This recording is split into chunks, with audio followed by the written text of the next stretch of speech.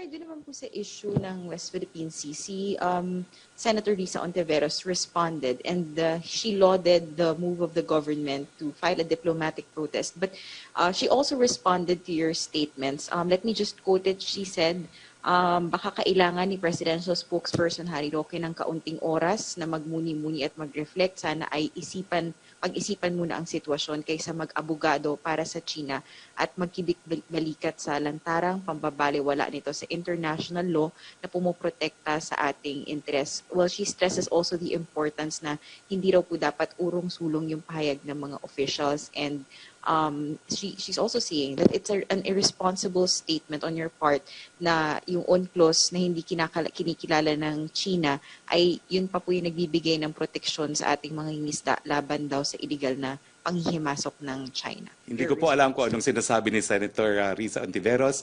As past president of the Asian Society of International Law, siguro alam ko naman po ang international law. 15 taong ko po yan tinuro full-time sa UP at nagkaroon po ako ng advanced training in international law. Malinaw po ang sinabi ko nung lumabas po yung batas ng China. Sinasabi ko bagamat sila ay merong kapangyarihan gumawa ng kanilang mga batas, kinakailangan sang-ayon yan sa general international law na pinagbabawal ang gamit ng dahas except by way of self-defense or when authorized by the Security Council. Hayaan mo, Senator Risa Hontiveros, if you want, if I go back to teaching, you can enroll in my class. Di ko lang alam kung ano maging grade mo.